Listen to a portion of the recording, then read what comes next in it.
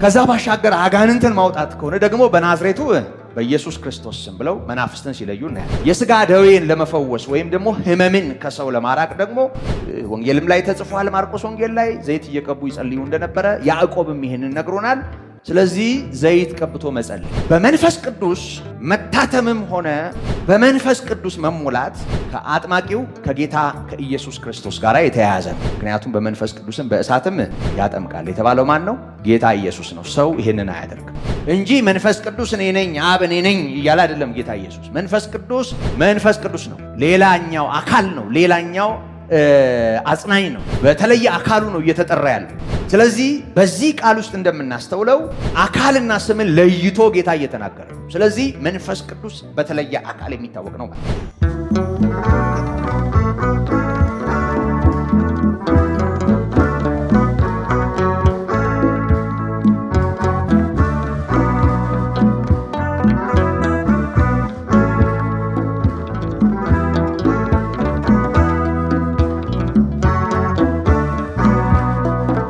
በስመ አብ ወወልድ መንፈስ ቅዱስ አሐዱ አምላክ አሜን። እንዴት አመሻችሁ? በምህረት በጸጋው የሚያኖረን ይህን ዕድልና ጊዜ የሰጠን አምላካችን በጌታችንና በመድኃኒታችን በኢየሱስ ክርስቶስ የተመሰገነ ይሁን። ጌታችንና አምላካችን በሰማያት ያለኸው ልዑለ ባሕሪ ሆንከው እግዚአብሔር ሆይ ደግሞ እንደገና ሌላ እድል ሰጥተህ በፊትህ ሰበሰብከን። እንደገና የማይነጠቀውን በጎ መልካም እድል ለእኛ አደረክ። ስለ አንተም እንድናወራ፣ እንድንሰማ፣ እንድንዘምር፣ ወደ አንተም እንድንጸልይ፣ በፊትህም በልባችን ጉልበት እንድንሰግድ ቸርነትና ምሕረትህን አበዛህልን። ክብርና ምስጋና ለስምህ ይሁን። እኛን ባዳንክበት ልጅህ ዛሬም ጸሎታችንን በምትሰማበት በልጅ በኢየሱስ ስም ጌታ ሆይ በነገር ሁሉ እንድታስተምረን እንለምናሃለን። የቃልህን ደጆች ክፈትልን። አንተ እንድናውቀው እንድንረዳው የምትሻውን ሁሉ በመንፈስ ቅዱስ ወደ ልባችን አፍስስ። የሰራዊት ጌታ ልዑል እግዚአብሔር ሆይ ድንዛዜ የሚሆኑ ማስተዋልን የሚይዙ ቃልህ ከሚነገርበት ዓላማ ውጪ በተሳሳተ መንገድ ወደ ሰው ልብና አይምሮ እንዲመጣ በክፋትና በተንኮል በግልጽና በስውር የሚሰሩ መናፍስት የትኛውንም ምክር ማጣመም እንዳይችሉ ስራቸው በስምህ የፈረሰ እንዲሆን እንጸልያለን። ጌታ ሆይ ይህን መልእክት በአካል አብረውን የሚካፈሉም ይሁን ደግሞም ይህ በሚተላለፍበት ጊዜና ሁኔታ የሚያዳምጡ በርቀትም በዩቲዩብ የሚያዩ ሁሉ ጌታ ሆይ አንተ ካየህልንና ካዘጋጀህልን እንዲካፈሉ ምሕረትህ ይብዛልን ይብዛላቸው። እግዚአብሔር ሆይ ስለምታደርግ እናመሰግንሃለን። የሁል ጊዜ መካሪያችን አስተማሪያችን አንተ ስለሆንክ ካንተ መማር እንሻለንና ጌታ ሆይ አንተ አስተምረን። ለልባችን ለውስጣችን ውስጥ አንተ ተናገር። ጌታ ሆይ ማንነትህን አንተ ግለጥ። ላንተ ያለህን ያንተ ከሆነው መንፈስ በቀር ሊያውቅ ሊረዳ የሚችል ማንም ስለሌለ ጌታ ሆይ ባሪያህ ቅዱስ ጳውሎስ እንደተናገረው በመንፈስህ በኩል ድንቅ አድርገህ ያንተ የሆነውን እንድታበራልን እንድታብራራልን እንለምንሃለን። ስለ ሰማህንና ስለ ተቀበልከን እናመሰግንሃለን። በጌታችን በኢየሱስ ክርስቶስ ስም አሜን። ባለፈው ሳምንት በነበረን ጊዜ አንድ አካል ያልሆነውን ወይም ደግሞ አንድ አምላክ የሆነውን ከአንድ በላይ የሆነ አካል ያለውን ሥላሴን ወይም አብና ወልድ መንፈስ ቅዱስን የአካል የስምና የግብር ልዩነት እንዳለ የሚያሳዩ የመጽሐፍ ቅዱስ የአዲስ ኪዳን ክፍሎችን ነበር ስናይ የነበረው። ስለ አብ ስለ ወልድ በስምና የአካል ልዩነት እንዳለ በሚያሳይ ሁኔታ የተገለጠባቸውን ክፍሎች ነበር የተመለከትነው።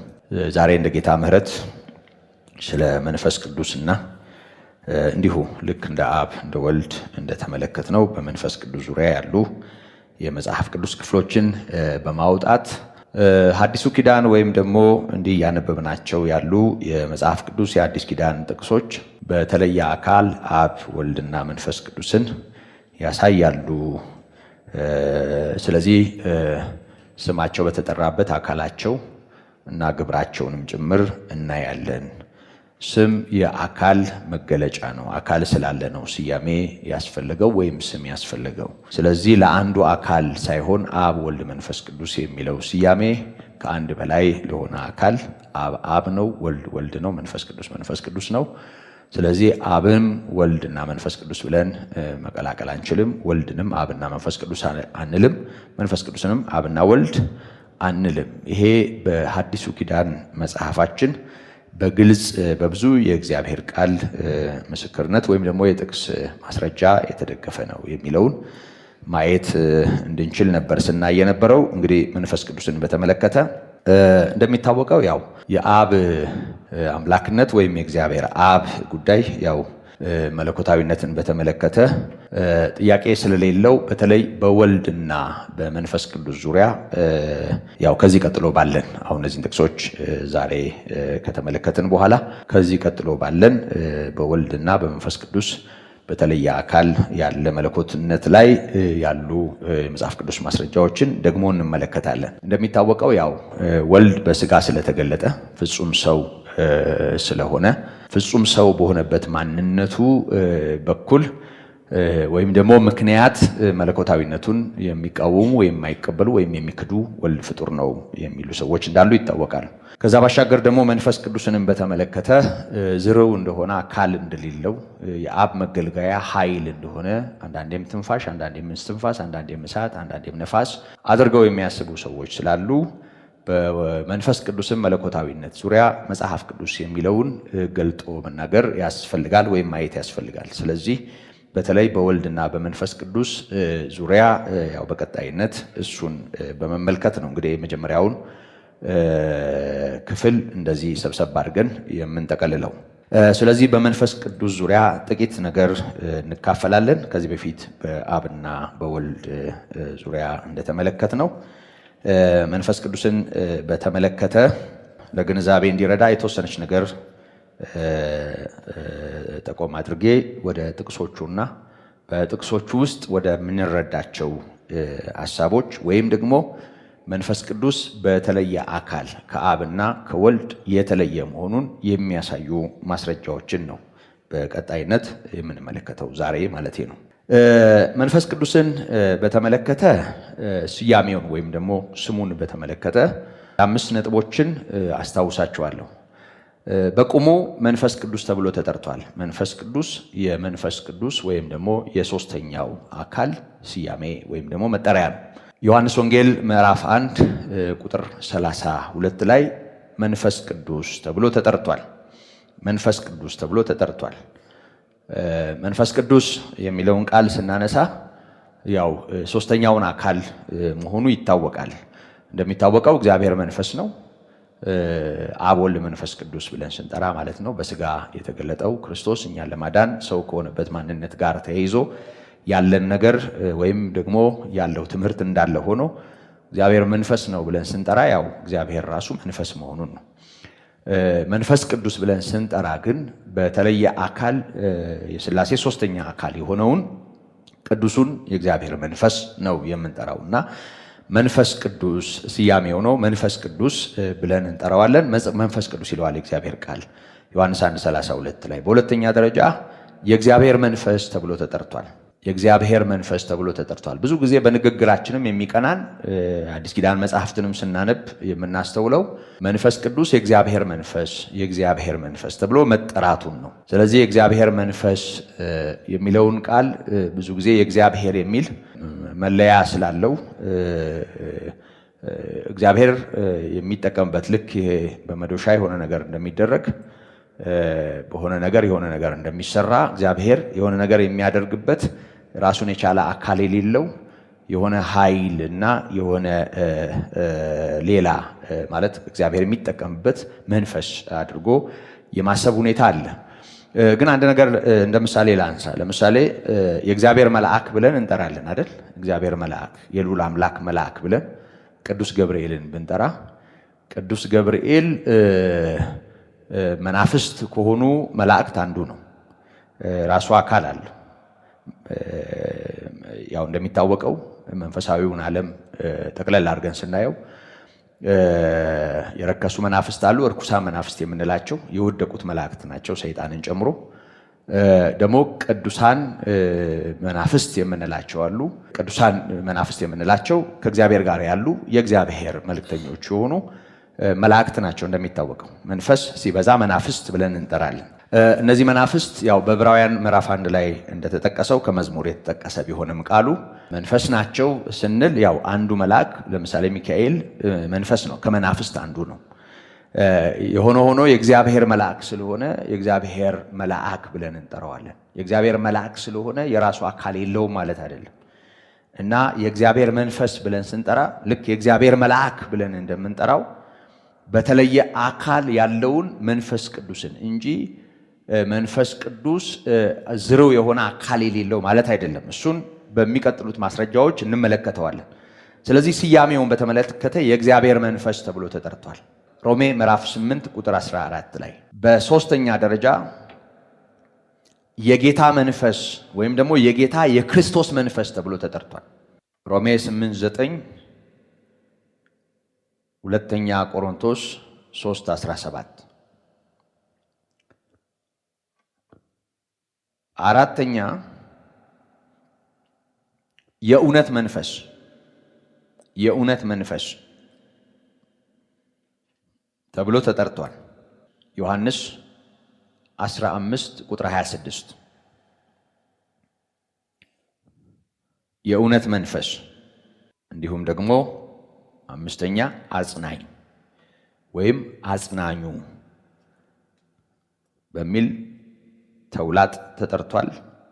ዮሐንስ 15 ቁጥር 26 ስለዚህ ስለ ሶስተኛው አካል ስለ ሥላሴ ሶስተኛው አካል ስንማር ወይም ደግሞ ስናነሳ ስለዚህኛው ነው ማለት ነው የምናነሳው። ስለማ ስለ መንፈስ ቅዱስ፣ ስለ እግዚአብሔር መንፈስ፣ የክርስቶስ መንፈስ ስለሆነው፣ የእውነት መንፈስ ስለሆነው፣ አጽናኝ ስለሆነው እነዚህ ሁሉ በሐዲስ ኪዳን መጽሐፍት ላይ መንፈስ ቅዱስ የተጠራባቸው ስያሜዎች ናቸው። አጽናኝ ዮሐንስ 14 ቁጥር 26ም ቁጥር 15ም ላይ ይሄንን እናነባለን።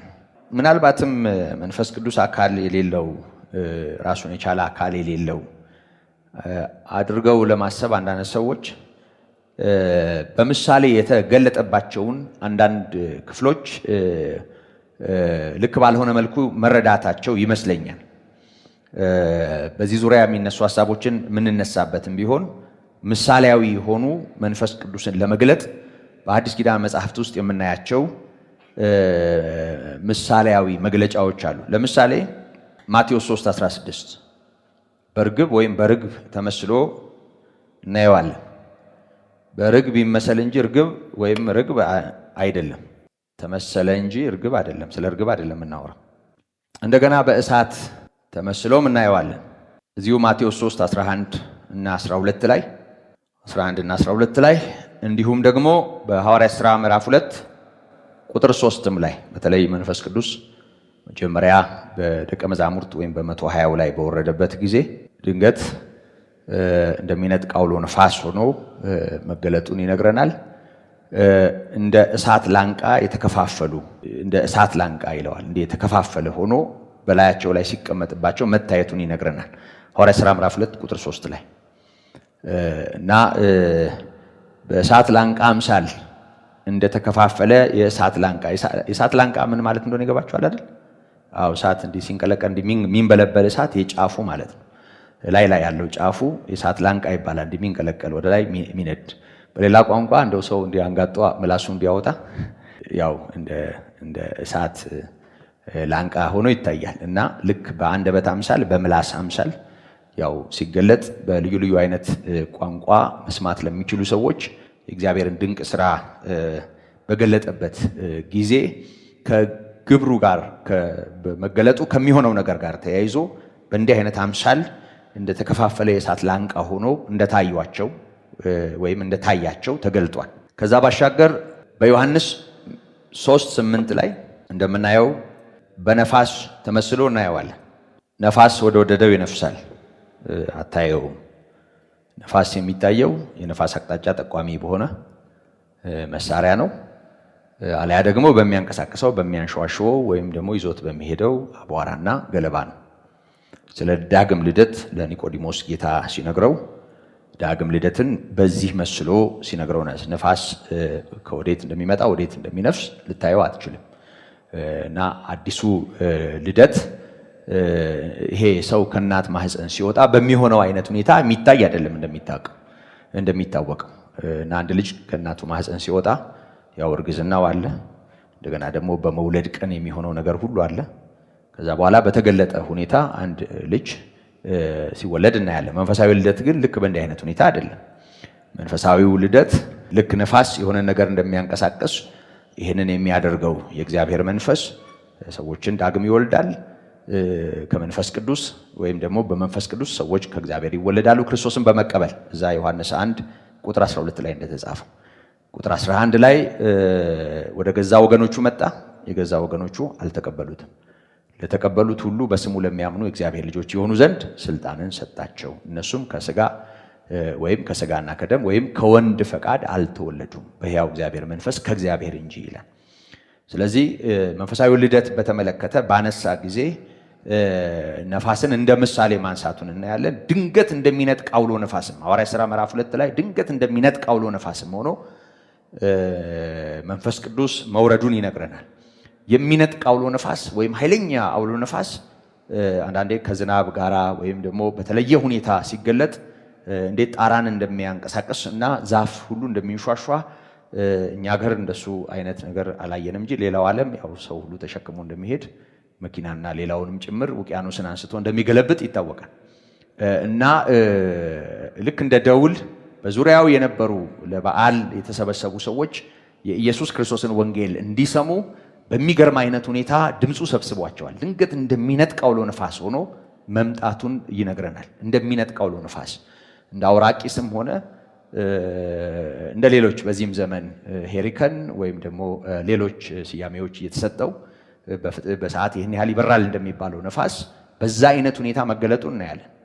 ግን በዚህ አይነት ሁኔታ ተገለጠ። ከዳግም ልደትም ጋር ከጥምቀት ጋር በመንፈስ ቅዱስ ከመጠመቃቸውም ጋር ተያይዞ በእንዲህ አይነት ሁኔታ ተገለጠ እንጂ መንፈስ ቅዱስ አሁንም ነፋስ አይደለም። ይህንን ማስተዋል ያስፈልጋል። ስለዚህ ይሄም ምሳሌያዊ የሆነ መንፈስ ቅዱስ ከተገለጠባቸው ነገሮች አንዱ ነው። ከዛ ባሻገር በአራተኛ ደረጃ በእግዚአብሔር ጣት ተመስሏል። የእግዚአብሔር ጣት ብሎታል ራሱ ጌታ ኢየሱስ። እንግዲህ በእግዚአብሔር ጣት አጋንንትን የማወጣ ከሆነ የእግዚአብሔር መንግስት ወደ እናንተ ቀርባለች ብሏል። እንደውም ይሄንን በአሉታዊነት የሚያዩና በአጋንንት አለቃ ነው አጋንንት የሚያወጣው የሚሉ ተቃዋሚዎች በዙሪያው ስለነበሩ እሺ እኔስ በአጋንንት አለቃ አጋንንት እሺ ላውጣ እናንተ እንዳላችሁት የእናንተ ልጆች በምን ሊያወጧቸው ነው? እርስ በርሷ የምትለያይ መንግስት አትጸናም፣ ይሄን ታውቃላችሁ። አጋንንት አጋንንትን ወይም ሰይጣን ሰይጣንን የሚያወጣው ከሆነ መንግስታቸው እንዴት ትጸናለች ካለ በኋላ በሰው ልጅ ላይ የሚናገር ኃጢአቱ ይሰረይለታል፣ ክርስቶስ ያው ለፍርድ ስላልመጣ ማለት ነው። ግን በመንፈስ ቅዱስ ላይ የሚናገር በዚህኛውም ሆነ በሚቀጥለው ዓለም ኃጢአቱ ስርየት የለውም ይላል እዚሁ ምዕራፍ ቁጥር 30 እና ቁጥር 31 ላይ።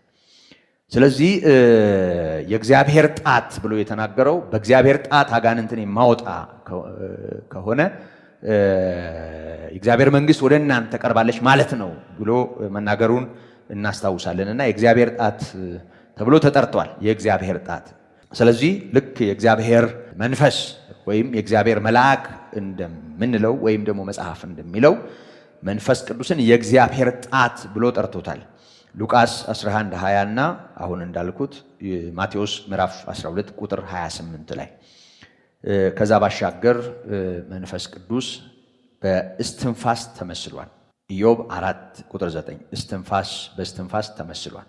እነዚህን ምሳሌያዊ አገላለጦች ምክንያት በማድረግ ሊሆን ይችላል፣ ያው ግምት ነው ሊሆን ይችላል። አንዳንድ ሰዎች መንፈስ ቅዱስን እንደ ንፋስም እንደ ትንፋሽም እንደውም አንዳንዴ በጣም በሚገርም ሁኔታ ሰዎች ንቅ አድርገው ሰው ይዘው እፍ ሲሉ እናያለን። አንዳንድ ቦታ ደግሞ በቃ በማይክራፎን ጭምር እና ብታወፍረውም ብታቀጥነውም አንተ ነህ። ከዛ ካለፈ ደግሞ የአንተ ትንፋሽ ነው። ከዛ ካለፈ ደግሞ የአንተ እስትንፋስ ነው እንጂ መንፈስ ቅዱስ ያንተ ትንፋሽ አይደለም። እንደውም ለዚህ አንድ እንደው በስተት የምትጠቀስ ጥቅሳለች። ዮሐንስ 20 ላይ ታስታውሱ እንደሆነ ጌታ ኢየሱስ ክርስቶስ ከሙታን ከተነሳ በኋላ በራቸውን ጥርቅም አድርገው በዘጉበት በደቀ መዛሙርቱ መሃል ተገለጠ እና በፍርሃት ነበሩ። አይዟችሁ እኔ ነኝ አትፍሩ አላቸው። እጁን ዘረጋላቸው። ጌታን ባዩ ጊዜ ደስ አላቸው፣ ልባቸው እርግጥ አለ፣ ደንግጠው ስለነበር። ከዛ በኋላ ጌታ ኢየሱስ ክርስቶስ እፍ አለባቸውና መንፈስ ቅዱስን ተቀበሉ አላቸው። ከዛ በኋላ ወደ ዓለም እንደሚልካቸው ተናገረ። ኃጢአታቸውን የያዛችሁባቸው ኃጢአታቸው ተይዞባቸዋል፣ ይቅር ያላችኋቸው እንዲሁ ይቅር ይባላሉ በማለት ከኃጢአት ስርየት ጋር የተያያዘውን የክርስቶስን ወንጌል እንዲያገለግሉ የወንጌል አደራን የሰጣቸው ጠቅለል ባለ መልኩ። አሁን ይህን ክፍል ብናየው እንደው ምንድነው የሚያስታውሰን? ዮሐንስ ወንጌልን አጥንተናል። ታስታውሱ እንደሆነ እንግዲህ ምን ያህሎቻችሁ እንደነበራችሁ ባላውቅ፣ ምንድነው በዚህ እውነታ ውስጥ የምናስታውሰው? ዘፍጥረት 2:7 ዘፍጥረት 2:7ን ስናይ አዳም እንዴት እንደተፈጠረ በግልጽ ይነግረናል።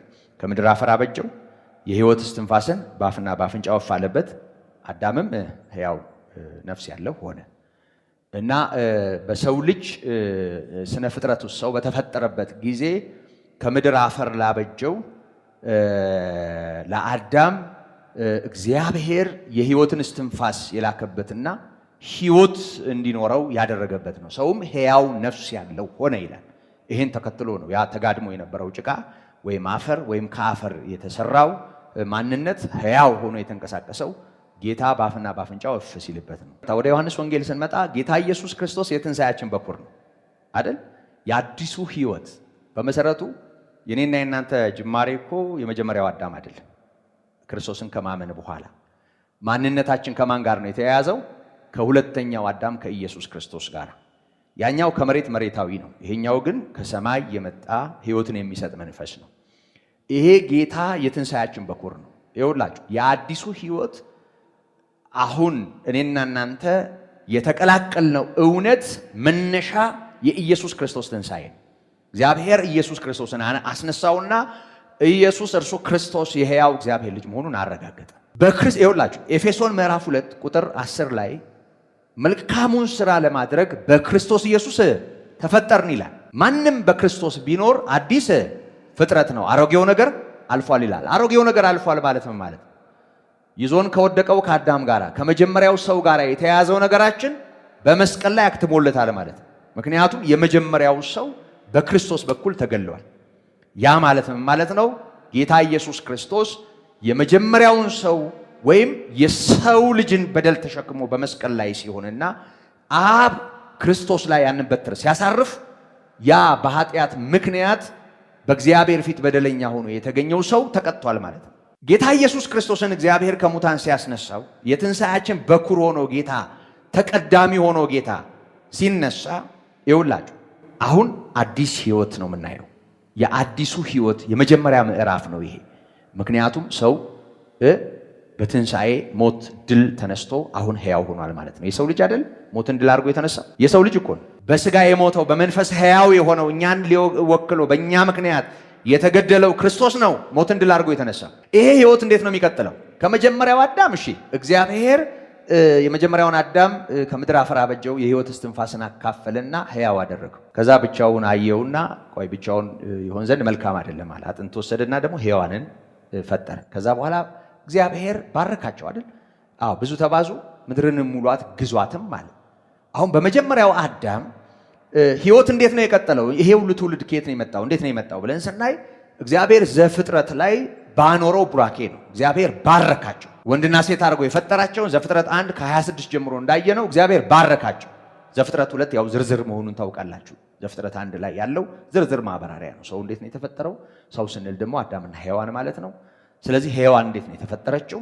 ያንን ምዕራፍ 2 ላይ ዝርዝሩ እናያለን። ምዕራፍ 1 አጠቃላይ የፍጥረትን ስርዓት ያሳየንና በተለየ ሁኔታ ስለተፈጠረው ስለ ሰው ግን ምዕራፍ 2 ላይ ስለ መኖሪያውም ጭምር ሰው ሲባል ደግሞ ወንድና ሴት ወይም ደግሞ በጾታ የተለያየ መሆኑ እና እግዚአብሔር ይሄንንም ለምን እንዳደረገው እንዴትም እንዳደረገው የአዳምንም ተፈጥሮ ዘፍጥረት 1 ላይ በአርአያው ፈጠረው የተባለውን ወንድና ሴት አድርጎ ፈጠራቸው የሚለውን ነው ምዕራፍ 2 ላይ የሚያብራራው እንጂ ሌላ የፍጥረት ታሪክ አይደለም። ይሄ ይገባቸዋል ብዬ አስባለሁ። አንዳንድ ሰው ግር ስለሚለው ስለ ጥያቄም የሆነው ይሄንን እንዲህ ማብራራት ያስፈልገኝ እንጂ ግልጽ ይመስለኛል ሐሳብ። ይኸውላችሁ ዘፍጥረት 2 ላይ የምናየው የመጀመሪያው አዳም አፈጣጠር ነው። ከመጀመሪያው አዳም በስጋኛ ሁላችን ተወልደናል። አሁን ሁለተኛው አዳም ጌታ ኢየሱስ ክርስቶስ መጥቷል። ሁለተኛው አዳም ስለ ኃጢአታችን ሞቶ እኛን ስለ ማጽደቅ ተነስቷል። ሁለተኛው አዳም በተነሳበት ዕለት ይኸውላችሁ ሰው ሁሉ ወደዚህ ህይወት የሚቀላቀልበትን የመጀመሪያ ምዕራፍ ነው ዮሐንስ 20 ላይ የሚያሳየን። እፍ አለባቸውና መንፈስ ቅዱስን ተቀበሉ አላቸው። ከዛ ስለ ኃጢአት ስርየትና ወደ ዓለም ሄደው ስለሚያገለግሉት አገልግሎት ተናገረ። እነዚህ ደቀ መዛሙርት ሞትን ድል አድርጎ በተነሳው በሱ በኩል ሕያው መሆናቸውን ያሳያል። የህይወት እስትንፋስን ወደ እነርሱ ያመጣው ዘፍጥረት 2:7 ነው እዚህ ላይ የምናየው። በመሰረቱ ጌታ ኢየሱስ ክርስቶስ እኮ ዮሐንስ 1:1 ላይ እንደተመለከትነው እኛ የተፈጠርንበት ሰማይና ምድር የተፈጠረበት እግዚአብሔር ቃል አይደል? በመጀመሪያው ቃል ነበር፣ ቃልም በእግዚአብሔር ዘንድ ነበር፣ ራሱም ቃል እግዚአብሔር ነበር። ከሆነው አንዳች እንኳ ያለ እርሱ አልሆነም። ህይወት በእርሱ ዘንድ ነበረች ነው የሚለው። የህይወት ምንጭና ህይወት በሱ ውስጥ ነው የነበረው። ያም ህይወት የሰው ብርሃን ነው። ያ የሰው ብርሃን የሆነው ጨለማ ያላሸነፈው ህይወት ነው ወደ ዓለም የመጣው። ስለዚህ ጨለማ ላሸነፈው ሞትን ድል ነሳ፣ የሰይጣንን ሥራ አፈረሰ፣ ተነሳ። አሁን በዚህ ዓለም ላሉት ሁሉ ይህንን የምስራች ይዘው የሚሄዱትን ሰዎች በተመለከተ እፍ አለባቸው። አያችሁ ህይወት በአዲሱ ኪዳን እንዴት ነው ማለት ነው የሚቀጥለው? በወንጌል እውነት በኩል ከኃጢአት ስርየት ሰው የሚያገኝበትን የወንጌል እውነት ከመቀበል ጋር ተያይዞ ነው ማለት ነው እኛ ጋር የደረሰው። እኛ እንዴት ነው የዳነው? እኛ እንዴት ነው የዘላለም ህይወት ያገኘን? እኛ እንዴት ነው ከእግዚአብሔር ጋር የታረቅነው? በእኛ ላይ የነበረ በደልና ኃጢአት ከኛ የተወገደው እንዴት ነው? በሐዋርያት በኩል የተነገረውን በወንጌል እውነት ወደ እኛ ህይወት የደረሰውን የክርስቶስን የማዳን ሥራ አሜናል ከዚህ ጋር ነው የሚገናኝ። እሺ እሱ ዘፍጥረት ላይ የህይወት እስትንፋስን እፍ ያለ ነው። እሱ እግዚአብሔር ነበር፣ በቃልነት የኖረ ራሱ እግዚአብሔር ነው። አሁንም ደግሞ በስጋ የተገለጠው አምላካችን ነው። ሞትን ድል አድርጎ ተነሳ። እሱ እፍ አለ፣ ህይወትን አጋባ። ያ የትንሣኤ ህይወት እኛ ጋር እንዲደርስ ይሄን ትእዛዝ ሰጣቸው። እናንተ ምን ሆነ ነው እፍ የምትለው?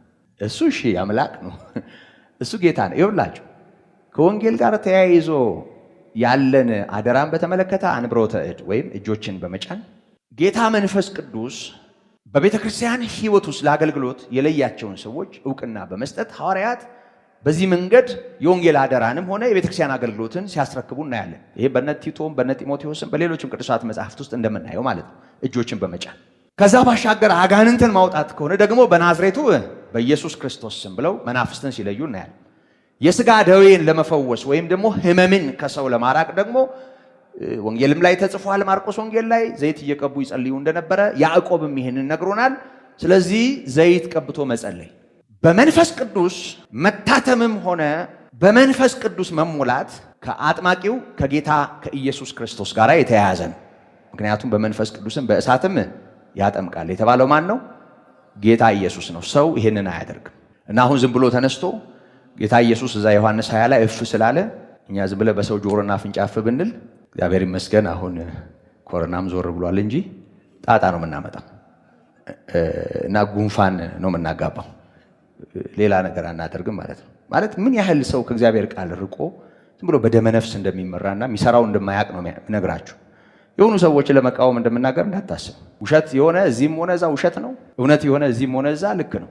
ስለዚህ ይሄንን እግረ መንገዴን ጠቆም አድርጌ ለማለፍ ነው። ስለዚህ ጌታ ኢየሱስ ይሄንን ያለው የህይወት ምንጭ ህይወት ሆኖ ሞትን ድል አድርጎ የተነሳ በዚሁ መንገድ ወንጌል ለፍጥረት ሁሉ እንዲደርስ አደራ ለሰጣቸው ሰዎች ህይወትን ነው ወደ እነርሱ ልክ ዘፍጥረት ላይ እንደሆነው ህይወት በእነሱ ህይወት እንዲኖር ነው ጌታ ይሄንን ያለው። ይሄንን ከዛ ጋር አያይዘን ማየት እንችላለን። ከዛ ውጭ ግን በየትኛውም የአዲስ ኪዳን ክፍል ላይ ደቀ መዛሙርት እፍ አሉባቸው የሚል ነገር የለም፣ አልተጻፈም። አንድም ቦታ ሐዋርያት ይህንን አላደረጉም። በእንዲህ አይነት ነገር ይሄ አልተደረገም አንድም ቦታ እና እኛ ታመን ሳይሆን አይቀርም ይህን እናደርጋለን ወይም ይህን የሚያደርጉ በዚህ ትውልዶች ውስጥ አሉ።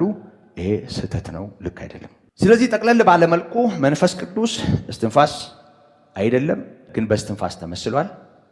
መንፈስ ቅዱስ ጣት እንደዚህ ጣት ማለት አይደለም፣ ግን የእግዚአብሔር ጣት ተብሎ በእግዚአብሔር ጣት ተመስሏል። መንፈስ ቅዱስ ነፋስ አይደለም፣ በነፋስ አምሳል። እሳት አይደለም፣ ከእሳት ጋር የተመሰለባቸው። ርግብ ወይም እርግብ አይደለም፣ በእርግብ የተመሰለባቸውን እናያለን። ግን መንፈስ ቅዱስን እርግብም እሳትም ነፋስም ትንፋሽም ዝም ብሎ አካል የሌለው ዝም ብሎ ዝርው የሆነ ነገር አድርጎ ማሰብ ልክ አይደለም። ልክ እንዳልሆነ የሚያረጋግጡልን የመጽሐፍ ቅዱስ ክፍሎች አሉ። እነዚህን ነው የምንመለከተው። መንፈስ ቅዱስ ከአብና ከወልድ ጋር በእኩል ደረጃ ተጠርቷል። የመጀመሪያ ነጥብ፣ በእኩል ደረጃ አብ በተጠራበት ወልድ በተጠራበት ሁኔታ መጠራቱን እናያለን። በማቴዎስ ምዕራፍ 28 ከቁጥር 19 ጀምሮ ቁጥር 19ና 20 ስንመለከት ጌታችን መድኃኒታችን ኢየሱስ ክርስቶስ ስልጣን በሰማይና በምድር ተሰጠኝ በአብ በወልድና በመንፈስ ቅዱስ ስም። ማቴዎስ 28 ቁጥር 19ና 20 በአብ በወልድ በመንፈስ ቅዱስ ስም እያጠመቃችኋቸው ያዘዝኳችሁን እንዲፈጽሙ እያስተማራችኋቸው ደቀ መዛሙርት አድርጓቸው ብሏል።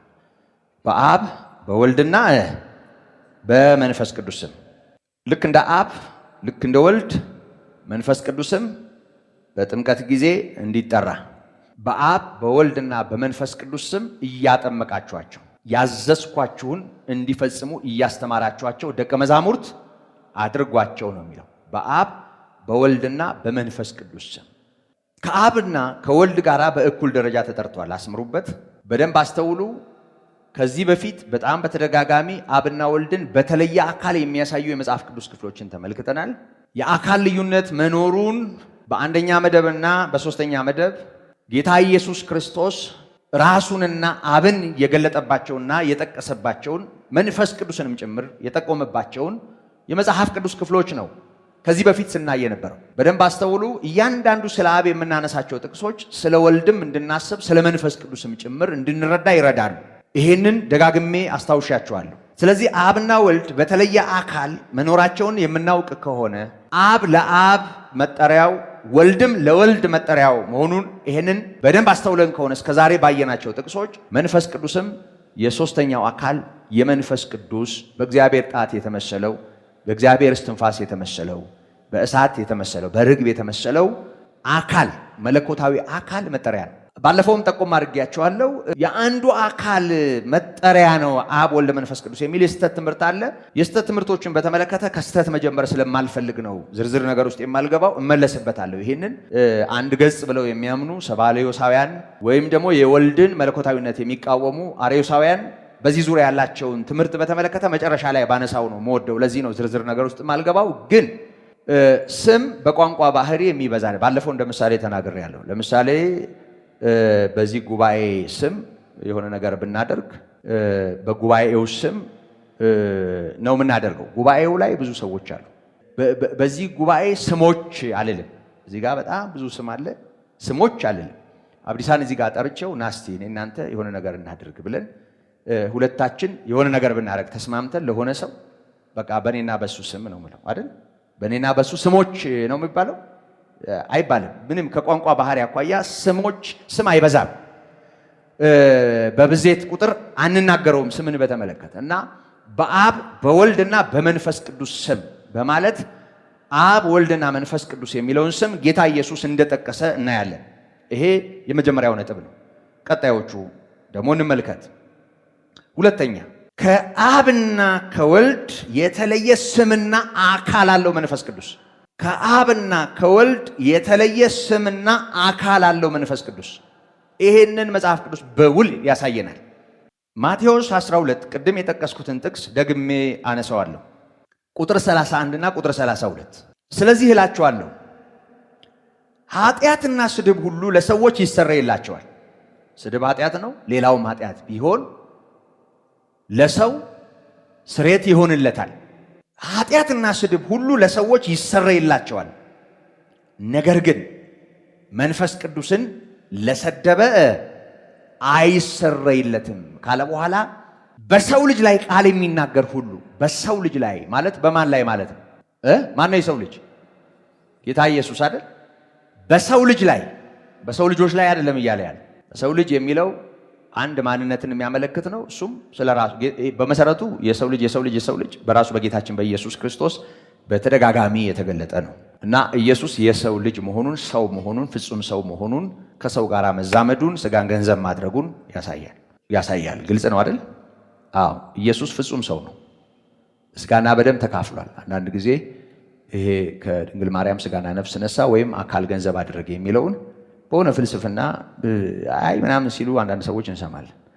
ያ ማለት ኢየሱስ ሰው አልሆነም ማለት ነው። በሌላ ቋንቋ ከኛ ጋር ምንም ግንኙነት የለውም ማለት ነው። እንደ ኢንኩቤተር የሆነ እንደ እንቁላል መፈልፈያ ዝም ብሎ ከሌላ ቦታ መጥቶ ከሰው ጋር ምንም ግንኙነት ሳይኖረው በሆነ አካል ውስጥ አልፎ ሄደ ማለት ነው። እሱ በጣም ስህተት ነው። በጣም ብዙ ስህተት ነው። ብዙ ስህተት ነው ብቻም ሳይሆን ገደል ነው። ጨርሶ ይሄንን ማቃጠል ይሻላል፣ ይሄንን መካድ። ምክንያቱም ከክርስቶስ ስጋዌ ጋር የተያያዘውን ነገር መቃወም ነው የሚሆነው። ፍጹም ሰው አልሆነም ማለት ነው። ከኛ ጋር አልተዛመደም ማለት ነው። ቃል በቃል እኮ በሕይወታቸው ዘመን ስለ ሞት ፍርሃት ይታሰሩ የነበሩትን ነፃ እንዲያወጣ በሞትም ላይ ስልጣን ያለውን በሞቱ እንዲሽር ይኸውም ዲያብሎስን ነው ይልና በስጋና በደም እንዲሁ ተካፈለ። የያዘው የአብርሃምን ዘር እንጂ የመላእክትን አይደለም። ዘር እኮ ይለዋል፣ የመላእክትን ዘር አይደለም። ምዕራፍ 2 ዕብራውያንን ነው ከቁጥር 13 ላይ ከፍ ብለን ብናይ ደግሞ የሚቀድሰው እና የሚቀደሱት ከአንድ ናቸው ይላል። እና ከአንድ ማለት ፍጹም ሰው ሆኗል፣ ተዛምዶናል፣ ወገን ሆኖናል። ስጋችንን ገንዘብ አድርጎታል፣ እኛን ሆኗል፣ የሰው ልጅ ሆኗል። በሰው ልጅ ላይ ብሎ የሚናገረው ያው ማንንም ቢሆን መሳደብ ኃጢአት ቢሆንም በሰው ልጅ ላይ የሚለው ከመንፈስ ቅዱስ ጋር ተነጻጽሮ መቅረቡን እንዳረሳ ኃጢአት፣ ስድብ ሁሉ ለሰዎች ይሰረይላቸዋል ይልና ነገር ግን መንፈስ ቅዱስን ለሰደበ አይሰረይለትም ይላል። በሰው ልጅ ላይ ቃልን የሚናገር ሁሉ ይሰረይለታል። ጌታ ምሕረቱ በጣም ታላቅ ነው አይደል? በቃ በእኔ ላይ ችግር የለውም አይመስልም? ይመስላል። የሚያደርጉትን አያውቁምና ይቅር በላቸው ያለ ጌታ ኢየሱስ እኔም በተመለከተ ስድብ አይደለም፣ ያው ምራቅም ተቀብሏል አይደል? የንቀት ጥግም ተቀብሏል፣ ተንቋል፣ ተዋርዷል ጌታ ኢየሱስ። ስለዚህ እኔም በተመለከተ ስርየት አለው አለ። ስርየት አለው ይልና በሰው ልጅ ላይ ቃል የሚናገር ሁሉ ይሰረይለታል ይልና በመንፈስ ቅዱስ ላይ ግን የሚናገር ሁሉ በዚህ ዓለም ቢሆን ወይንም በሚመጣው ዓለም በጣም አስፈሪ ነው። ስለዚህ መንፈስ ቅዱስን መሳደብ፣ መንፈስ ቅዱስን ማቃለል በጣም ከባድ ነው ማለት ነው። በዚህም ሆነ በሚቀጥለው ዓለም ስርየት የለው። አሁን ይኸውላችሁ የሰው ልጅ ብሎ ራሱን በመንፈስ ቅዱስ ላይ ግን ብሎ ሌላኛውን አካል ሲጠራ እናያለን። ስለ አንዱ አካል አይደለም እየተናገረ ያለ። መንፈስ ቅዱስም ራሱ ወልድ፣ አብም ራሱ ወልድ ሆኖ አይደለም በጭራሽ። ይህ ትምህርት በጣም ግራ የገባውና ሰይጣናዊ ትምህርት ነው። በመንፈስ ቅዱስ ላይ በማለት ሶስተኛውን አካል የሥላሴ ሶስተኛ የሆነውን አካል በሶስተኛ መደብ ሲጠራው እናያለን። በእሱ ላይ በመንፈስ ቅዱስ ላይ በአካል የተለየ ነው፣ በስምም የተለየ ነው ማለት ነው አይደል? እየሰማችሁ ነው? አዎ፣ የተለየ አካል የተለየ ስም። ምክንያቱም በእኔ ላይ እና በመንፈስ ቅዱስ ላይ ሲል ራሱንና መንፈስ ቅዱስን ለይቶ እኮ እየተናገረ ነው። ግልጽ ነው ይሄ እንጂ መንፈስ ቅዱስ እኔ ነኝ አብ እኔ ነኝ እያለ አይደለም ጌታ ኢየሱስ። መንፈስ ቅዱስ ነው፣ ሌላኛው አካል ነው፣ ሌላኛው አጽናኝ ነው። በተለየ አካሉ ነው እየተጠራ ያለው።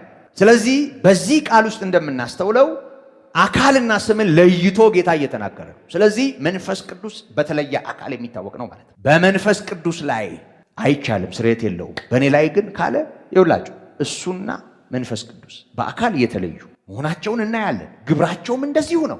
የተሰቀለውን በተመለከተ መስደብም ተችሏል፣ ማቃለልም ተችሏል፣ ማዋረድም ተችሏል፣ ድንጋይ ላዩ ላይ መግጠምም ተችሏል። ሌላው ቀርቶ ከትንሣኤ በኋላ እንኳ ሰዎች እንደፈለገ ሆነዋል። በክርስቶስ ላይ በቃ ፈቅዷል። ጌታ እኛን ለማዳን ውርደትን ተቀብሏል። በሱ ላይ በእኔ ላይ ነው ያለው። በመንፈስ ቅዱስ ላይ ግን ስርየት የለውም ካለ መንፈስ ቅዱስ ከሱ በተለየ አካል በተለየ ስም ያለ መለኮት መሆኑን ያሳየናል። መለኮት የሚለውን የምመለስበት ቢሆንም የተለየ መሆኑን ያሳየናል። ይህን በደንብ ማስተዋል ያስፈልጋል። ሶስተኛ የሚናገር ነው፣ ራሱን ችሎ ሕያው የሆነ የሚናገር ነው። ይህን በተመለከተ በሐዋርያት ሥራ 1:16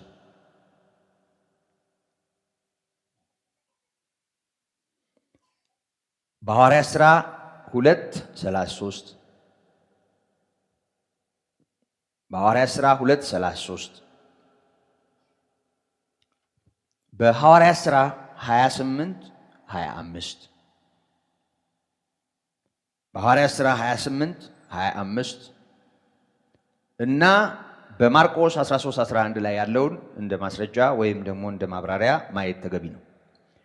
ሐዋርያት ሥራ 1:16 ላይ ወንድሞች ሆይ ኢየሱስን ለያዙት መሪ ስለሆናቸው ስለ ይሁዳ መንፈስ ቅዱስ አስቀድሞ በዳዊት አፍ የተናገረው የመጽሐፍ ቃል ይፈጸም ዘንድ ይገባ ነበር አለ። መንፈስ ቅዱስ በማን አፍ ተናገረ? በዳዊት አፍ። በዳዊት አፍ አስቀድሞ ከክርስቶስ ልደት 1000 ዓመት ቀደም ብሎ ከክርስቶስ ልደት 1000 ዓመት በ1100 አካባቢ ነው ዳዊት ወደ ቤተ መንግስት የመጣው ወይም የነበረው እና ከክርስቶስ ልደት 1000 ዓመት ቀደም ብሎ በነበረው መዝሙረኛው በኩል መንፈስ ቅዱስ ተናግሯል። ስለማን? ጌታን ለሰቀሉት ሰዎች መረጃ ስላቀበለው አሳልፎ ስለሰጠው ስለ ይሁዳ ማን ተናገረ? መንፈስ ቅዱስ አስቀድሞ ተናግሮ ነበር በዳዊት አፍ። ተናጋሪው ማን ነው? የእግዚአብሔር መንፈስ። የተናገረው ስለማን ነው? ኢየሱስን ለያዙት ሰዎች መሪ ስለሆነው ስለ ይሁዳ በዳዊት አንደበት ነው የተናገረው እና መንፈስ ቅዱስ የሚናገር ነው። ራሱን ችሎ ተናጋሪ ነው። በብሉይ ኪዳንም ይናገር ነበር፣ አሁንም ይናገራል።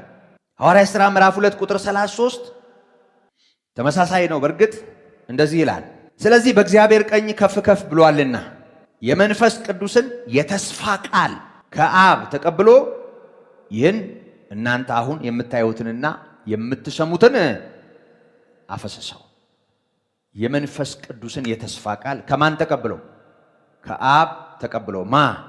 ወልድ ሥላሴ እናያለን። ጌታ ሞትን ድል አድርጎ ተነስቷል።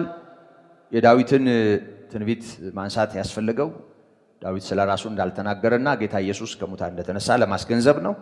ሞትን ድል አድርጎ የተነሳው ጌታችን ኢየሱስ ክርስቶስ ወደ አባቱ ሄዷል፣ ከብሯል፣ በአብ ቀኝ ተቀምጧል። እኔ እንዲሄድ ይሻላችኋል፣ እኔ ባልሄድ አጽናኙ አይመጣም ወደ እናንተ ብሎ ነበር። ስለዚህ ጌታ ሄደ ወደ አባቱ እና የመንፈስ ቅዱስን የተስፋ ቃል ከአብ ተቀብሎ ዛሬ እናንተ የምትሰሙትንና የምታዩትን ይሄው አፈሰሰዋል። በኢዩኤል 2 ላይ የተጻፈውን መንፈስ ቅዱስ በነቢዩ አማካኝነት የተናገረውን ስለ መንፈስ ቅዱስ መውረድ የተሰጠውን ተስፋ የሚያሳይ ነው። ጌታ ኢየሱስ ከበረ፣ ሄደ ወደ አባቱ በአብ ቀኝ ተቀመጠ። የመንፈስ ቅዱስን የተስፋ ቃል አስቀድሞ ስለ መንፈስ ቅዱስ መውረድ የተነገረውን የተስፋ ቃል ከአብ ተቀብሎ አፈሰሰው። አሁን ከአብ ይሄንን የተቀበለውን እናያለን፣ ወልድን ደግሞ ይሄንን ተስፋ የሰጠውን መንፈስ ቅዱስን እናያለን። መንፈስ ቅዱስን የሰጠውን ደግሞ አብን እናያለን። ስለዚህ አብ፣ ወልድ፣ መንፈስ ቅዱስን እዚህ ቃል ላይ እናያለን። የሆነ ሆኖ መንፈስ ቅዱስ ይናገራል። ቀድሞም በአዲሱ ኪዳን የሚሆነውን በሐዋርያት ሥራ ምዕራፍ 2 ላይ ጴጥሮስ ያላግጡ ለነበሩ ሰዎች ጉሽ ወይን ጠጅ ጠጥተው ነው ሰክረው ነው ብለው ለማሾፍ የሞከሩትን ሰዎች ተጠንቀቁ። ራሱ እግዚአብሔር አስቀድሞ በኢዩኤል አማካኝነት ያናገረውን ነው የፈጸመው። መንፈስ ቅዱስ ቀድሞ የተናገረውን ነው ያደረገው። ዛሬ የምታዩትንና የምትሰሙትን አፈሰሰው። ስለዚህ መንፈስ ቅዱስ ቀድሞ ተናግሮ ነበር። የመንፈስ ቅዱስ ተስፋ ነው የተፈጸመው። የመንፈስ ቅዱስ መምጣት የአብ ተስፋ ነው። የመንፈስ ቅዱስ መምጣት የመንፈስ ቅዱስ ተስፋ ነው። የመንፈስ ቅዱስ መምጣት የወልድም ተስፋ ነው። ጌታ ኢየሱስ እኔ ባልሄድ አይመጣም ብሎ ስለ መንፈስ ቅዱስ ስለሌላኛው አጽናኝ መምጣትም ተናግሯል። ስለዚህ የሚናገር ነው። ይህንን ማስተዋል ተገቢ ነው። እዚሁ ሐዋርያት ሥራ ምዕራፍ 28 ቁጥር 25 ላይ እርስ በርሳቸው ባልተስማሙ ጊዜ ጳውሎስ አንዲት ቃል ከተናገረ በኋላ ሄዱ፣ እንዲህም አለ፣ መንፈስ ቅዱስ በነቢዩ በኢሳይያስ ለአባቶቻችን ወደዚህ ሕዝብ ሂድና መስማትን ትሰማላችሁ፣ አታስተውሉ፣ ማየትንም ታያላችሁ፣ አትመለከቱም፣ በዓይናቸው እንዳያዩ፣ በጆሮአቸው እንዳይሰሙ፣ በልባቸውም እንዳያስተውሉ፣ ተመልሰውም እንዳልፈውሳቸው የዚህ ሕዝብ ልብ ደንድኗል፣ ጆሮአቸውም ደንቁሯል፣ ዓይናቸውም ጨፍነዋል በላቸው ሲል መልካም ተናገረ። ልክ ነው ማለት ነው። ልክ ነው ማለት ነው። መልካም ተናገረ ማለት በቃ ልክ ነው፣ ደግ ነው ያደረገው። የተናገረው ልክ ነበር ማለት ነው። ምክንያቱም መጡ ታስሮ የነበረውን ጳውሎስን ለመጠየቅ፣ እሱም ደግሞ ነገራቸው። ወገኖቹን ሳይከስ በግፍ ለአሕዛብ ገዢዎች አሳልፈው እንደሰጡት እንደገና ደግሞ በነጋታ ውስጥ ደግመን እንስማ ብለው መጡ እና ነገራቸው። ክርስቶስ የዛ ሕዝብ ተስፋ እንደሆነ፣ ስለሱ ሰንሰለት እንደለበሰ፣ ይሄ የታሰርኩበት እውነት የእስራኤል ተስፋ የሆነው ኢየሱስ ነው ብሎ ነገራቸው እና አንዳንዶች ተቀበሉና ጭንቅላታቸውን እየነቀነቁ ሄዱ። ብዙዎቹ ግን እርስ በርሳቸው ያውካኩ እርስ በርሳቸው እየተጨቃጨቁ ተመልሰው ሄዱ። እና ጳውሎስ ካያቸው በኋላ የሕያው እግዚአብሔር መንፈስ በነቢዩ በኢሳይያስ በኩል ያለው ልክ ነበር ማለት ነው። ደግ ነው የተናገረው። በቃ ይሄው ነው ተግባሩ አለ። እና መንፈስ ቅዱስ ይናገር ነበር በነቢያት በኩል በነ ዳዊት ተናግሯል፣ በነ ኢዩኤል ተናግሯል፣ በኢሳይያስ ተናግሯል፣ በነ ሕዝቅኤል ተናግሯል፣ በነ ዳንኤል ተናግሯል። በእነዚያ ሁሉ የቀደሙ ሰዎች ሕይወት ሲናገር የነበረው መንፈስ ቅዱስ ነው። መንፈስ ቅዱስ ዛሬም ይናገራል። ማርቆስ 13 ቁጥር 11 ላይ ሲጎትቷችሁና አሳልፈው ሲሰጧችሁ ምን እንድትናገሩ አስቀድማችሁ አትጨነቁ። ምንድነው መመልሰው? ሸንጎ ፊት ቆሜ ምን ይሆን ማወራው ምናምን ብላችሁ በጭራሽ አትጨነቁ። ያው እንደሚጎተቱ ግልጽ ነው። ሸንጎ ፊት እንደሚቀርቡም ግልጽ ነው። እና ምን ይሆን የማወራው ከሌቢ ጠይቀኝ ምን ነው መመልሰው ብላችሁ አትጨነቁ፣ በጭራሽ አትጨነቁ። አይደለም በገዢ ፊት እኮ ዛሬ እኮ ወንጌልን እናገራለን ብለን ወደ ሆነ ቦታ እኮ ስንሄድ እንዲህ ቢለኝ እንዲያ ቢለኝ እንዲህ ብትለኝ እንዲያ እያል እዚህ ጋር ሂሳብ እየሰራ ነው የምንሄደው። የኛው ስሌት ይመስለኛል ጠላልፎ የሚጥለን ብዙ ጊዜ። በእምነት ውስጣችን ያለውን አቀብለን ውጤቱን ለራሱ ለባለቤቱ መተው አንችልም። ሂሳብ ስለምንሰራ በእግዚአብሔር ኃይል በመንፈስ ቅዱስ ስራም ብዙዎቻችን ስለማናስተውልና ይሄንን ስለማንረዳ ብዙ ጊዜ ልክ አይደለንም። ለማንኛውም ጎትተው አሳልፈው ሲሰጧችሁ ምን እንደምትናገሩ አስቀድማችሁ አትጨነቁ። ዳሩ ግን በዚያች ሰዓት በዚያች ቅጽበት ማለቱ ነው የሚሰጣችሁን ተናገሩ። ይኸውላችሁ የሚሰጣችሁን ተናገሩ። የሚነግረው መንፈስ ቅዱስ ነው እንጂ እናንተ አይደላችሁ። ስለዚህ በአንደበታችሁ የሚናገረው ማን ነው? መንፈስ ቅዱስ ነው እንጂ መንፈስ ቅዱስ ነኝ እንጂ አይደለም እያለ ያለ። ስለ ሌላኛው አካል ነው እየተናገረ ያለ። ስለ መንፈስ ቅዱስ ነው እየተናገረ ያለ። መንፈስ ቅዱስ ወልድ አይደለም። መንፈስ ቅዱስ አብ አይደለም። መንፈስ ቅዱስ ነው። ስለዚህ የሚናገረው እሱ ነው። የሚነግራችሁ እሱ ነው። የሚናገረው እሱ ነው እንጂ እናንተ አይደላችሁ። ምን እንናገር ብላችሁ አትጨነቁ። በዚያው ቅጽበት የምትናገሩትን የሚሰጣችሁ ማን ነው? እሱ ነው። ተናጋሪው ነው። እሱ ነው። እሱ ያለው ነው ጌታ። እሱ እኮ እያለ እኔ መንፈስ ቅዱስ በሚባል በሆነ ኃይል በኩል በሆነ ነገር በኩል እያለ አይደለም። ራሱን ችሎ ህልው እንደሆነ ራሱን ችሎ ህልውና እንዳለው አካል እንዳለው እንደሚናገር እንደሚሰራ እየነገረን ነው። ያን ጊዜ የሚሰጣችሁ እሱ ነው እንጂ እናንተ አይደላችሁ። የሚናገረው እሱ ነው። ስለዚህ መንፈስ ቅዱስ ነው እናንተ አይደላችሁም በማለት መናገሩ እናያለን። እና መንፈስ ቅዱስ በተለየ አካል ያለ ሕያው የሆነ በብሉይ ኪዳንም ከአብና ታስታውሳላችሁ ኢሳይያስ 48 ከቁጥር 12 ጀምሮ አንብበነዋል። ከአንድ በላይ የሆነ አካል ያለው መለኮት መሆኑን ሥላሴ ወይም አብ ወልድ መንፈስ ቅዱስ በብሉይ ኪዳን ላይ የሚያሳዩ ማስረጃዎች ብለን ስናነሳ ራሱን እንዲህ በማለት የገለጠው ጌታ ቀኜ ሰማያትን ዘርግታለች፣ በጠራዋቸው ጊዜ ይሰበሰባሉ። ከነርሱ ይሄን የተናገረው ማን ነው እያለ ሲናገር የሚደመጠው ተናጋሪው ቁጥር 16 ላይ አሁንም ጌታ እግዚአብሔርና መንፈሱ ልከውኛል ሲል እናያለን። ጌታ እግዚአብሔርና መንፈሱ ልከውኛል። መቼም ኢሳይያስ እንዳልሆነ ቀኜ ሰማያትን ዘረጋሁ ያለው ግልጽ ነው አይደል? አዎ ሊሆን አይችልማ። አልሆነማ። ኢሳይያስ አይደለም። ጌታ እግዚአብሔርና መንፈሱ ልከውኛል እያለ ያለው ከአባቴ ዘንድ ወጥቼ ወደ እናንተ መጥቻለሁ፣ የላከኝ አባቴ ነው ያለው ወልድ ነው። ከሰማይ ከወረደው በቀር ወደ ሰማይ የወጣ ሌላ የለም፣ በሰማያት የሚኖረው የሰው ልጅ ነው እንጂ በማለት በዮሐንስ 13 ላይ እንደተናገረው ይሄ ጌታ አባቴ ልኮኛል፣ መልእክቴ የራሴ አይደለም እያለ ተናግሯል። በአዲስ ኪዳን ተተርጉሟል። ይሄ ምንም እንኳን የአዲስ ኪዳን ትርጉም ባናይ ኢሳይያስ ሰማያትን እንዳልፈጠረ እናያለን። ሰማያትን የፈጠረው ነው እሱ። ሰማያትን ቀኝ ዘርግታለች እያለ ያለ፣ በጠራዋቸው ጊዜ ይሰበሰባሉ እያለ ያለው እሱ ነው። አሁንም ጌታ እግዚአብሔርና መንፈሱ ልከውኛል። ጌታ እግዚአብሔር ማለትም መንፈሱ፣ ጌታ እግዚአብሔር ማለትም መንፈስ ቅዱስ፣ ጌታ እግዚአብሔር ማለትም መንፈስ ልኮኛል አላለም። አንዱን አካል አይደለም ደጋግሞ የጠራው። ጌታ እግዚአብሔርና መንፈሱ ልከውኛል። ልከውኛልስ ነጠላ ቁጥር ነው? አዎ፣ ከአንድ በላይ በሆነ አካል መላኩን ነው የሚነገረን። ጌታ እግዚአብሔርና መንፈሱ ልከውኛል። ይሄ አብ ላከኝ ያለው በስጋ የተገለጠው ወልድ መንፈስ ቅዱስን እንደላከው ጭምር ልክ ከአብ እንደተላከ እንዲሁ የሥላሴ አካል ነውና መንፈስ ቅዱስ መንፈሱ እና ጌታ እግዚአብሔር ልከውኛል ማለቱን እናያለን። ይህንን እናያለን። ስለዚህ መንፈስ ቅዱስ በብሉይ ኪዳን በተለየ አካሉ ደግሞ በስራዎቹ የተገለጠ ነበር። የእግዚአብሔር መንፈስ የሚናገር፣ የእግዚአብሔር መንፈስ የሚሰራ፣ የእግዚአብሔር መንፈስ በብሉይ ኪዳንም ጭምር እንዲህ ባለ ሁኔታ በተለየ ማንነቱ የተገለጠ ሆኖ እናያለን። ያው ደጋግመን ያየናቸው በብዙ ቁጥር የተገለጠው እግዚአብሔር ራሱን የገለጠባቸው ጥቅሶች እንዳሉ ሆነው ማለት ነው። ሌላው በአራተኛ ደረጃ ሉቃስ በተለየ ሁኔታ ነው ጌታ ኢየሱስ ሲጠመቅ የወረደውን መንፈስ ቅዱስን በተመለከተ በርግብ አምሳል በርግብ አምሳል በርግብ አምሳል የሚሉ ጥቅሶችን በሌሎች ወንጌላት ላይ እናነባለን። ወይም እንደ ርግብ ወይም እንደ ርግብ ሆኖ እዚህ ላይ ግን በአካል መልክ ብሎታል። ሉቃስ 3:22 ላይ በአካል መልክ መውረዱን ይነግረናል። በተለየ አካል የሚኖረው የሕያው እግዚአብሔር መንፈስ በአካል መልክ መገለጡን ወይም ደግሞ መምጣቱን ይነግረናል። በአካል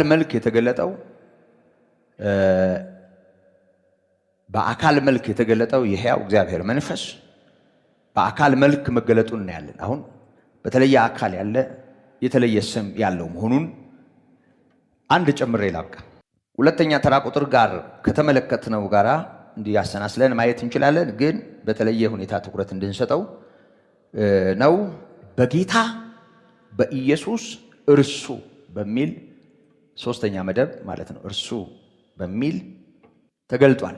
ከሱ የተለየ አካል መሆኑን በሚያሳይ ሁኔታ ማለት ነው። በሌላ ቋንቋ ከሱ በተለየ አካል የሚኖር መሆኑን ማለት ነው። በሌላ ቋንቋ ዮሐንስ ወንጌል ምዕራፍ 14 ቁጥር 26 ላይ ይሄንን እናያለን።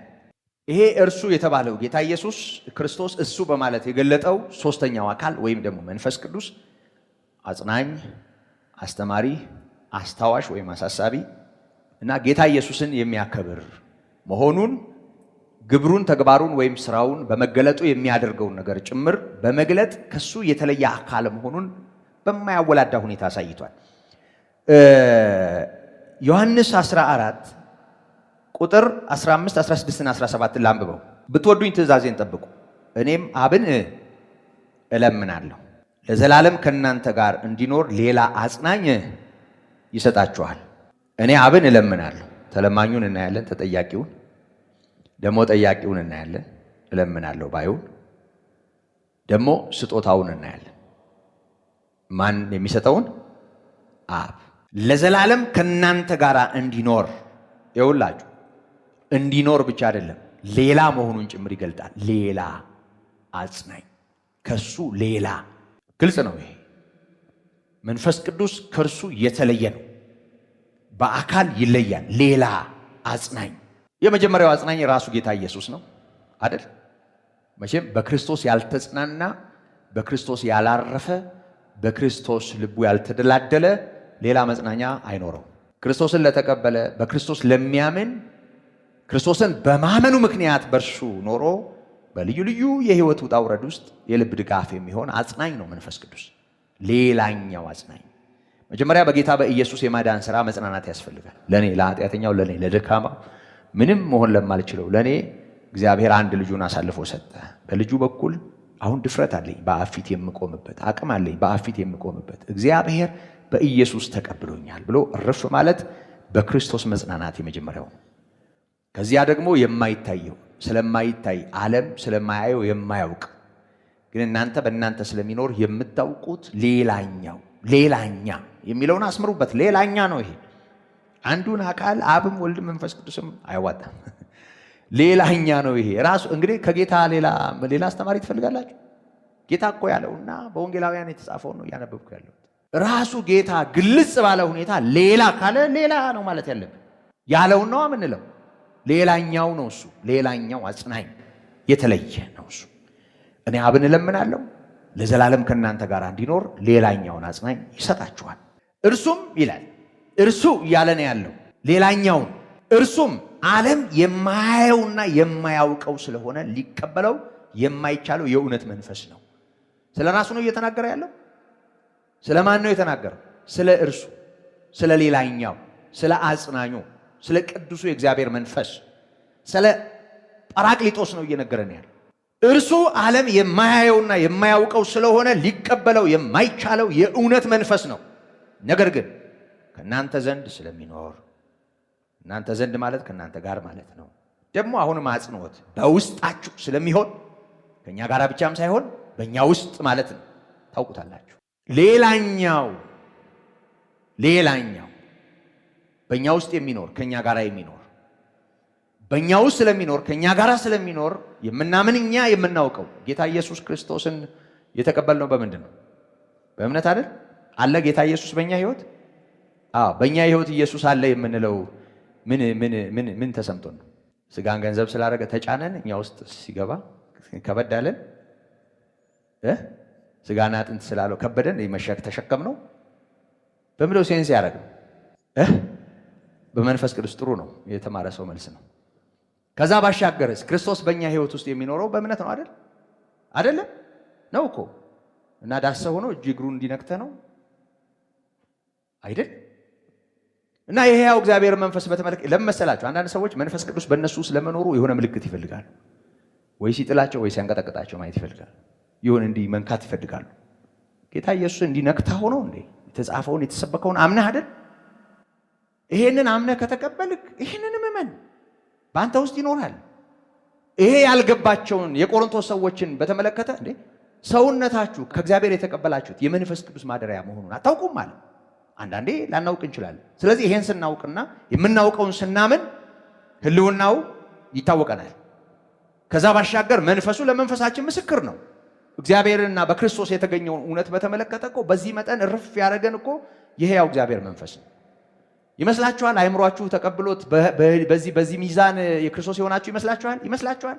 አቤት እንዴት እንደሚያስቸግር እንዴት እንደሚከብድ ያላመነ ሰው ብታዩ፣ ገጥሟችሁ እምነት የሌለው ሰው ብታዩ፣ የእግዚአብሔርን ህልውና በተመለከተ በሆነ ነገር ማረጋገጥ የሚፈልግ የምትለውን እንዳምን ጥያቄ ያለኝ ያለች አንዲት እህት ትዝ ትለኛል። ጥያቄዎች አሉኝ፣ በቃ እኔ ከሱ የምፈልገው ነገር አለኝ፣ 1 2 3 ብዬ በአጀንዳዬ ይዤዋለሁ፣ እሱን ከመለሰልኝ አምነዋለሁ አለች።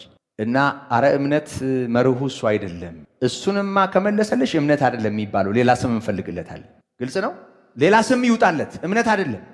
እምነት ስለማይታይ ነገር እንጂ ስለሚታይ አይደለም። የሚታይ ነገር ተስፋ አይደረግም። ምክንያቱም የእምነት አስኳሉ ምን ስለሆነ ተስፋ። ለምሳሌ ይሄ መጽሐፍ ቅዱስ ነው ታምኛለሽ ማለት አለብን። ምንድን ነው እምነት? አሁን ይሄ መጽሐፍ ቅዱስ ነው ታምኛለሽ። ይሄ ወረቀት እዚህ ጋር ደግሞ ሴንቴቲክ የሆነ ወይ ደግሞ ፕላስቲክ የሆነ ነገር ነው እህቴ ታምኛለሽ፣ ትርጉም ይሰጣል? አይሰጥም። ምክንያቱም የሚታይ የሚዳሰስ ነገር ነው እንዴ።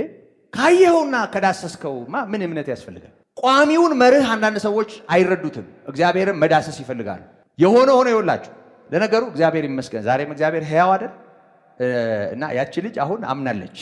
ደስ የሚለኝ ጥያቄዋ ተመልሶ አይደለም፣ አምና ነው ያመነችው። ያ እንዲህ ደርድራ 1 2 ብላ ያስቀመጠችው ነገር ከብዙ ጊዜ በኋላ ከዓመት ነው ከ2 ዓመት በኋላ አግኝቼ እንዴት ነው ያወራሽኝ ነገር እንዴት ነው ምናምን ስል እግዚአብሔር ይመስገን ተስፋ አድርገዋለሁ አለች።